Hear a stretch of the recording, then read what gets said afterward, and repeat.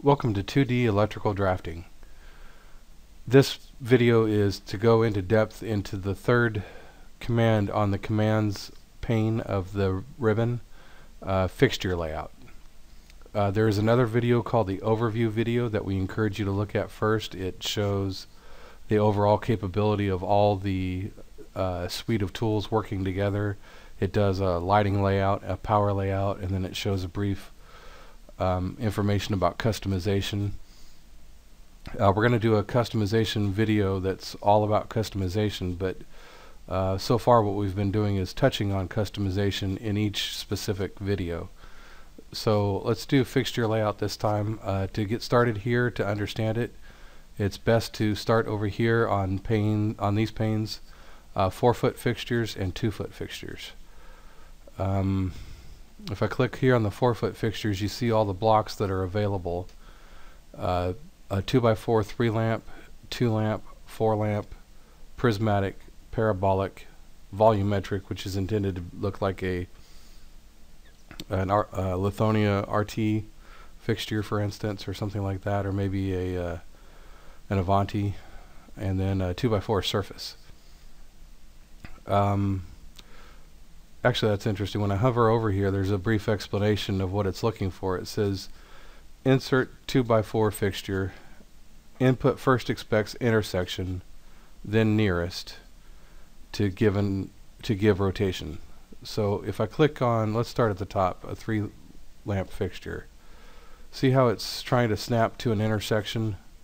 Even if you're in the middle, it has an implied intersection, which is that X with the dot dot dot, and then when it locks on, the dot dot dot goes away. So if I click right there, now it's looking for the nearest, and that gives it a rotation. I could click right here to have the fixture rotated up and down, or I could click over here on the T-bar, and now that fixture's inserted. Let's do it again. Just click on the thing. If I don't give it what it's looking for, like right here I click and there's no intersection, so it didn't insert it, but now I can click somewhere else and it went ahead and took it. Now it's looking for nearest. If I don't give it to it, like right here, if I click, it didn't do anything. So if I click down, now it's done. Okay, so let's erase that and let's just insert all of these. There's two ways to do it. Let's click on that one just to look at them real quick. And see how now that's the top one. Now you click up there and you can get another one. If you want to change, you pull it down and click on it. And now that's the top one. If you're switching back and forth, pulling this down might get annoying after a while. So as an aid to you, what we've done is the same commands that are up here are on this pull down. You click on that and you can click on stuff there and then it goes away, but you could also pin it. See that? This is an AutoCAD feature, not of the tools. You'd pin that there and now it stays. So when you're coming up, you have a quick visual. Now let me insert that one again. Oh look, it's up here too. No, it's not. That's prismatic. This was surface. Let's click those two side by side. So this one is called prismatic, is the name of the block. Do a list on it. You could see that. 2x4 prismatic.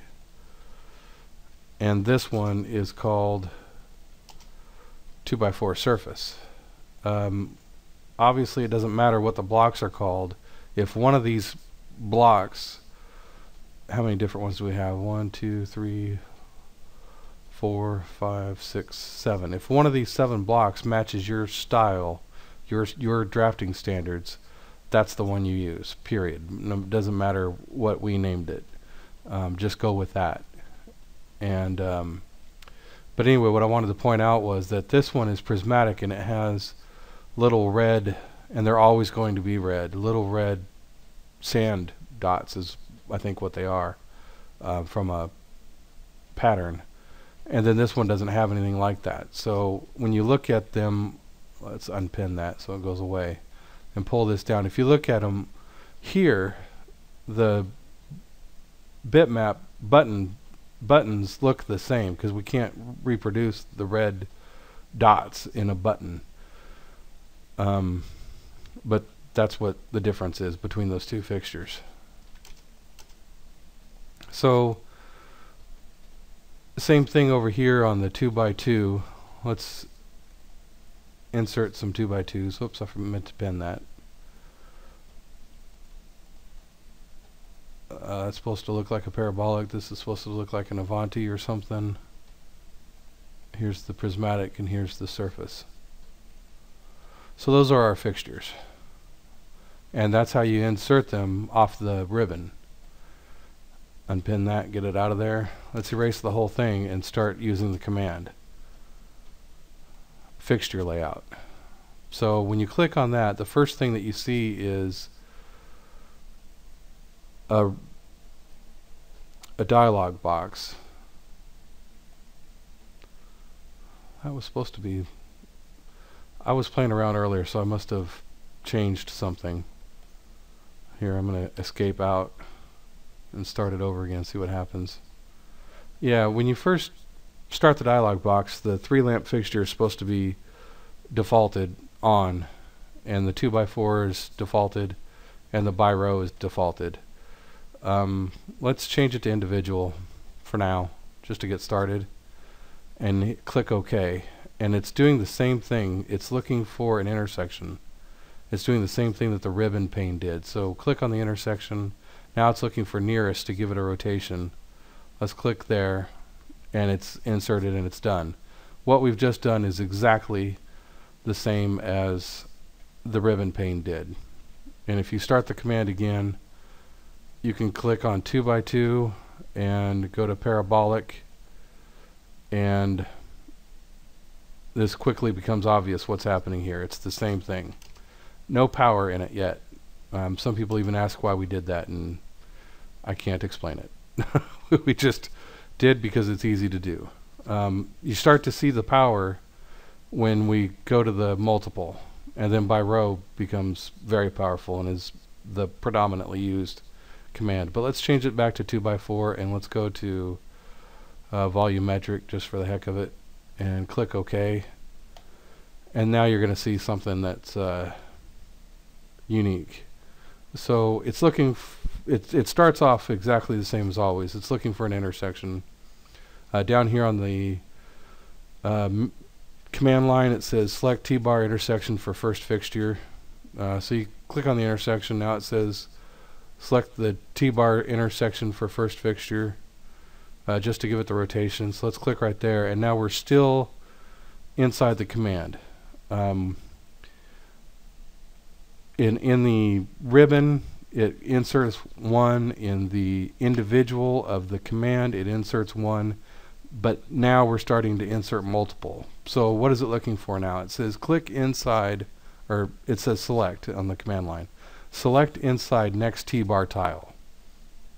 So what does that mean? So let's say we want to put a fixture right here. Normally you would insert, go to insert, click on the intersection, click on the rotation, and you'd be done. But now it's saying click inside the tile. So let's just click right here, for instance. It put a fixture there. Okay. And let's just start. Let's say you got an architect that thinks he's an artist, which they all do. Now, right there was, it's unfortunate it happened so fast, but that's a known error in our program, and we're offering this program as a beta version 13. And one of the things we're going to do from the initial offering with the initial funds that we get is to fix 2 known problems.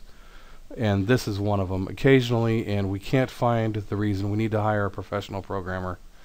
I can't do it, can't find it, why it's doing this. But right here, I clicked inside this tile, and it clicked it over there. And the thing to do as a workaround is, I've noticed that if you click on the right side of the tile, it gets the right tile. But if you click on the left side, it thinks it's the tile next to it.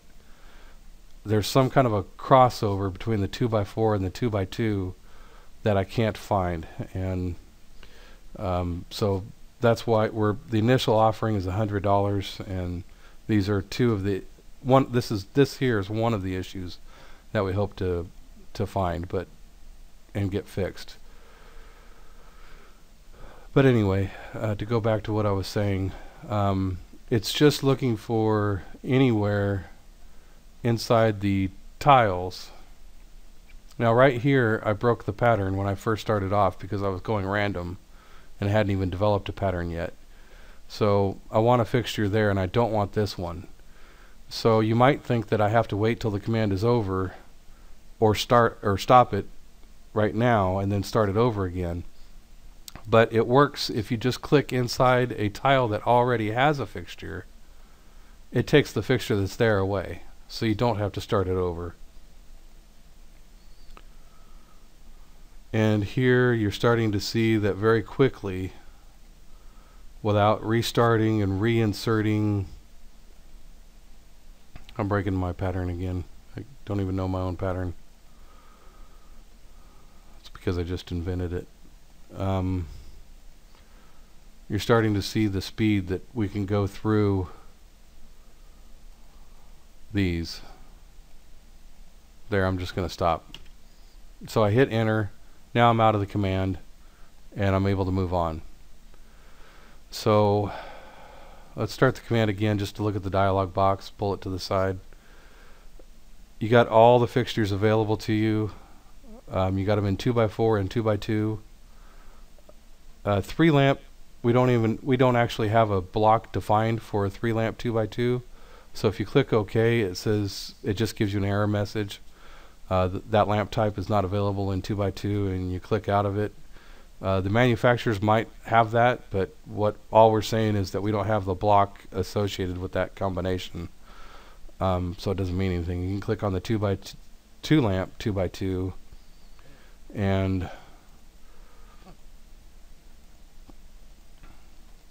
just click around at random and they fall right into place. And I hit enter and get out of that command. Okay, so let's erase the whole thing and start to show you the last option down here by row. Okay, let's go to 3 lamp. Just sure, let's go to 3 lamp block and hit by row. You hit OK.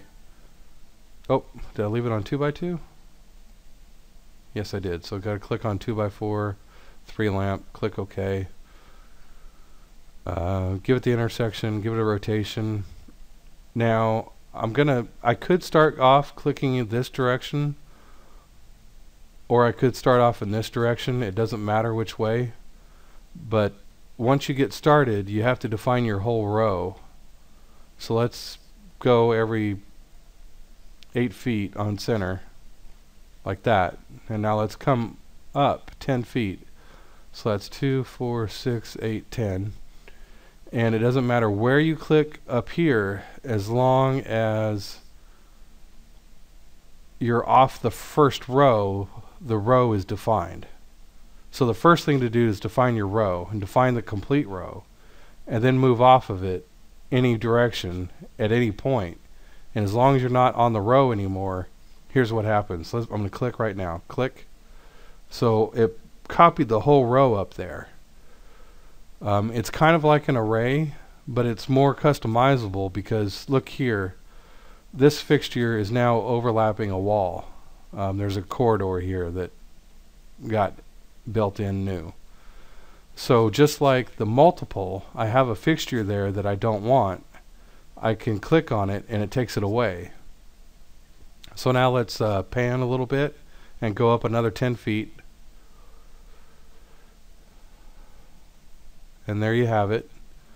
And this one's only inches off the wall here. So let's take and see how the first row had this fixture down here, and then I took it away on the second, and then when I clicked on the third, it knows that that's gone. So it didn't copy that up. Let's do the same thing here and click on that one and then go up 10 feet. and that fixture is not in the row anymore. And now let's take these three out and go up 10 feet. And now take that one out, and now we're down to just a single fixture.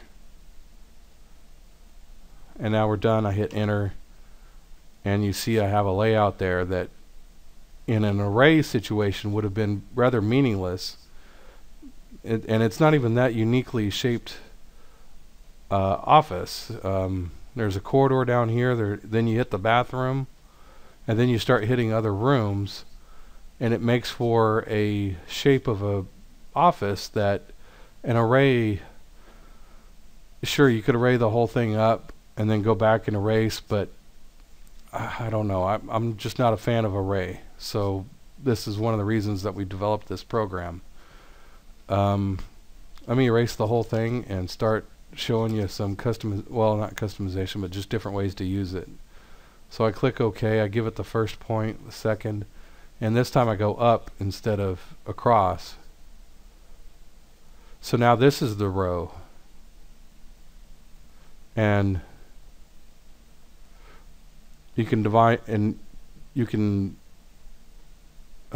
define your full row, and then come out any distance and anywhere you want, and click out there, and it repeats the row. And you can take fixture away and then come out, and the fixture's gone. You can put it back, so if there was a column right there, you take it out once, you put it right back the next time. You can add any number of fixtures anywhere you want.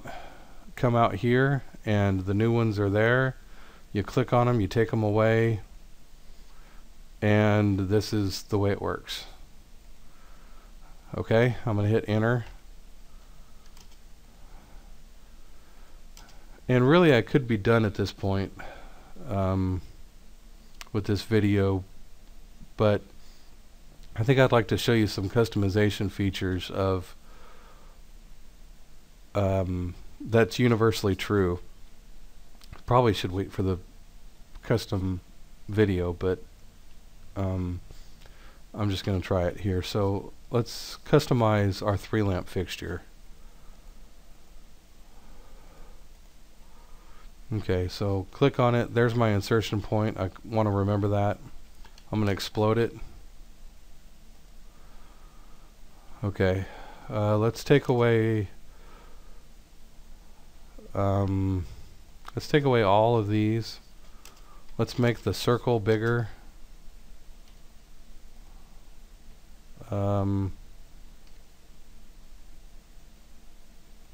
Like that. Let's draw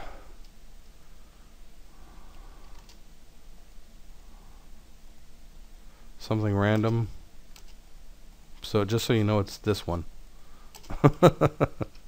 Do a match property. Okay, so that's our new 2x4 3-lamp fixture. Oh, and I forgot to look at what it's named. So there's the insertion point. The name of it is 2x4. Very good. Erase that. So now let's do a block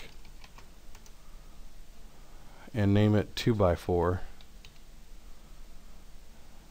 Select the objects, select the base point right there, click OK. Do you want to redefine the block? Redefine. So let's erase that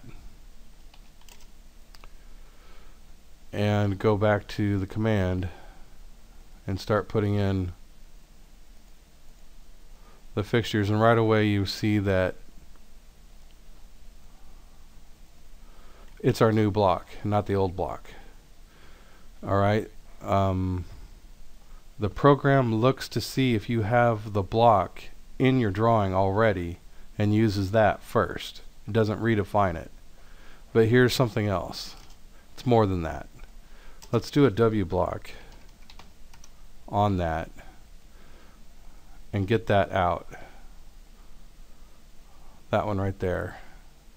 And let's pick our library wherever your support files are, wherever your blocks are kept. So mine is library support eBlocks. And then these are, that's weird, didn't I just move these out?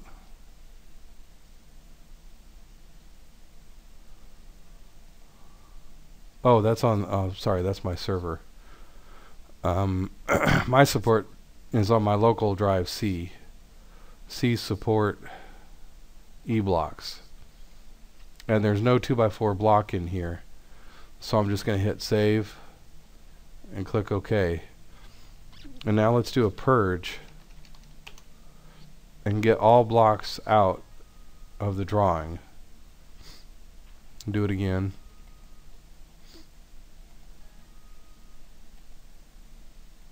Okay. So let's do that W block so you could see what blocks are in this drawing, and you could see that, oh, there's still some. But not anything named 2x4. Why were those still? Oh, I know why they were still there. Okay. But there's no 2x4 in here anymore. Let's check that again just to make sure. So there's no 2x4 in here. So the 2x4 is in my search path under options. So you type in options, support file, search path. I just added this in there. It's not usually in there for me. But C support eBlocks. It's in my search path. I don't think I need to put it in the working support file search path, but I'm not sure. I guess we'll find out momentarily. So it's in my search path, and I'm gonna, actually I could just do it from here rather than fixture layout. Let me click on 2x4, and there it is. You see that it's the new block and not my normal block. So it found the new block in my search path and said that's what we're using, and not the thing that comes with the tool suite, the suite of tools. So if you don't have a block that's defined, it's not in the drawing, it's not in the search path, it's nowhere to be found, then the suite of tools says, okay, I know what that is, and it makes it itself internally. Okay, so there is no clicking on a block anywhere here on the ribbon and have it not exist. That can't happen. If it doesn't find your block that's named the same, then it uses our block and puts it in there. And that's it. So let's go purge and get that out. And let's go into the directory, C local drive, support eBlocks. There's the 2x4 that is my new. You might be able to make out that. I'm going to erase it. So now when I go back, it shouldn't be able to find it. And it didn't. So it couldn't find it anywhere, and it put my block back. Which this block doesn't exist anywhere in the search path either. It just knows its definition and defines it. So I think I've covered everything for that command already. Thanks for your time. Again, this is 2D electrical drafting. It's a drafting tool. It doesn't have any design capability. We're offering the beta version for $100. We know of 2 errors in it, and we'll get those fixed with funding from the offering. And really, we're looking to show you that we can save your drafter just a few minutes a day and pay for the cost of this in a couple of weeks is the way we feel about it. There's other things. You can see the other commands, in-depth tutorials, and we also have the overview video that we encourage you to see. Thanks for your time.